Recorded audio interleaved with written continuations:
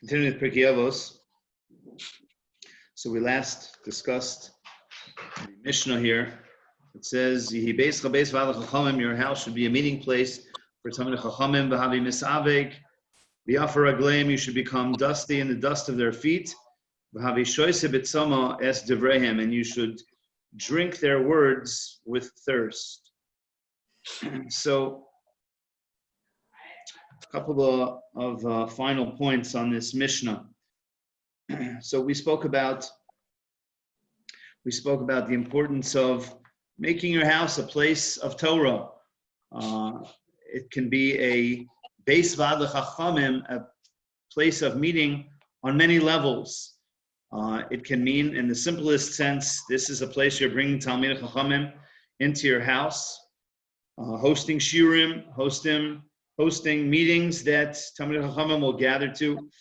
We spoke about the idea that Rabbeinu Yonah says that they'll likely only come if you are up to par. So this also speaks of one building one's own character to enable that possibility. This can also be understood as a place, making it a place of Torah, as the Rav Chaim Volozhin says that it's a place where we have Sfarim. There's Chachamim in our house. We have Sfarim, and they're being used. They're not just collecting dust. They're being used. The Sfarim are open. We're talking about, all of the different Mefarshim, all the different commentaries, and Rashi and Tosas and Rashba and Ritva, and it's coming to life in the home. And we spoke about the proper balance, that on the one hand, we have to put the Talmidei Chachamim up on the pedestal. We invite them into their home. We recognize that they're the Talmid Chacham, and we need to respect them, and we need to listen closely to what they have to say, and we will gain from them, and we will gain in ways that are beyond our ability to even appreciate. We don't even realize how much we gain. Rav Chaim Volozhin says that even if a person doesn't understand, he hosts a shiur, he has a Talmid Chacham, he doesn't understand what he's saying, he doesn't understand most of the things he's saying. Still, he says it's like going into a perfumery. You walk in, you come out smelling nice. So you invite the right people into your home, you come out smelling nice. But it needs to be balanced. We don't want to become too Hamish, too friendly, too much with our close with our guard down. We need to have proper reverence as well. It needs to be balanced, as we said, misabik ba'afar ragleihem, to be by the dust of their feet.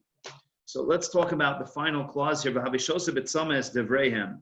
Drink their words with thirst. So this too is complementing the balance that we're not becoming too familiar, as we spoke about, familiar breeding contempt, and we are drinking their words with thirst. We're not becoming too Hamish, we're not becoming too familiar, we're not relaxing ourselves. Every word that is coming out of the Talmid Chacham's mouth, or every word that we see in a sefer, we drink it with thirst. We drink it with thirst. Actually, Rav Chaim Volozhin points out something very interesting in the language.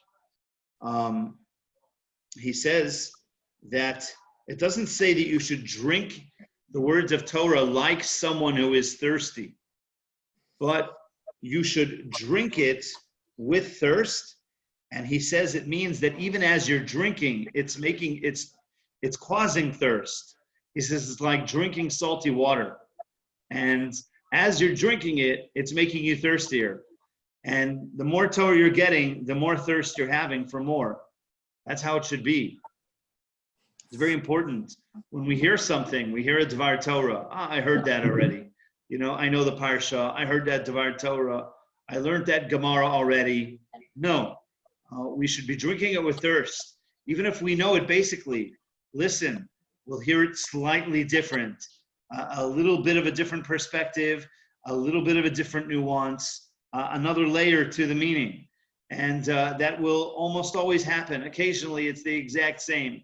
But usually, even just a couple words different can make you think about it slightly differently. And these nuances and layers of depth are very important. And if for nothing else, we don't shun away. We already had ice cream, so why should I have ice cream again? No, so yeah, I had that flavor before. I'll have it again. It was good the first time. It's good the second time. It's going to be good the third time.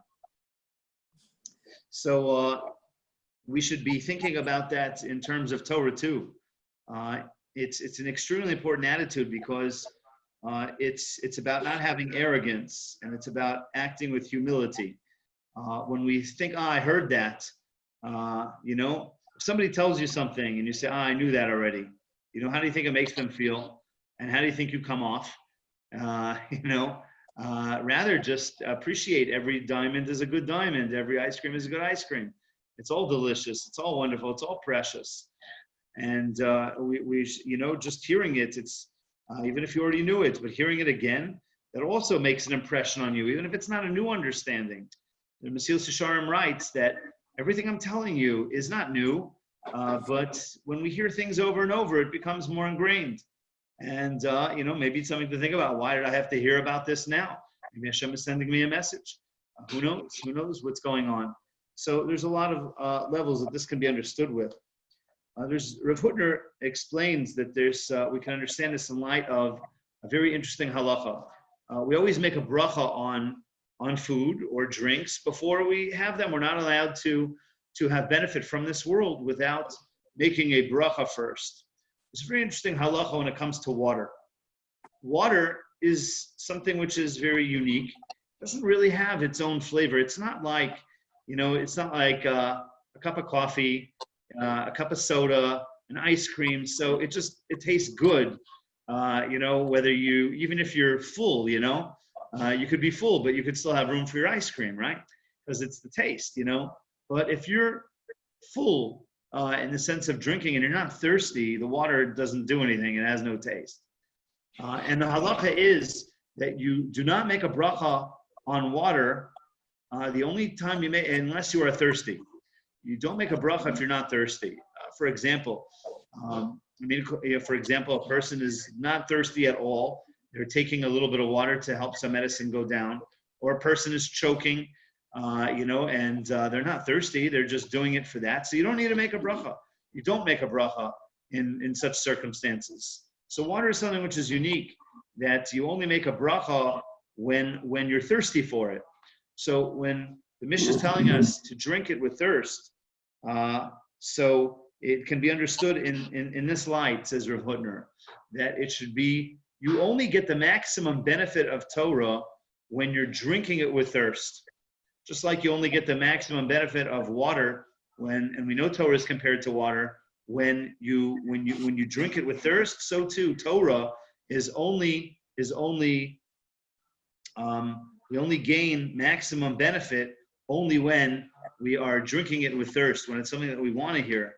And it's there's a tremendous difference between someone who just listens and someone who listens with thirst.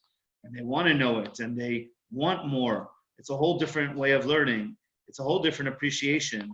It's a whole different value for the Torah that is being taught. And there's, without a question, it's not about the thirst, it's about the attitude.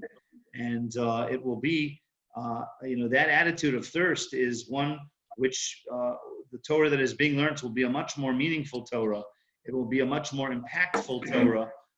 And he will gain tremendously from it because he has a tremendous honor and value for that which he is learning. And of course, again, this balance is that we want to put the Torah on the pedestal. We cannot become too familiar. We have to drink it with thirst. We have to be in their dust of their feet. We have to balance it with the proper reverence and do it with a craving, understanding it's a necessity. When you're thirsty, you understand you need it. So too, the Torah is not just a luxury, and it's not the icing on the cake. It's not even the cake. It's the meat and potatoes. It's the olive bays of our nourishment, and it is our life and our very existence. And so when we drink their words with thirst, this gives an entire different meaning to the Torah and makes us better people. Okay. Good.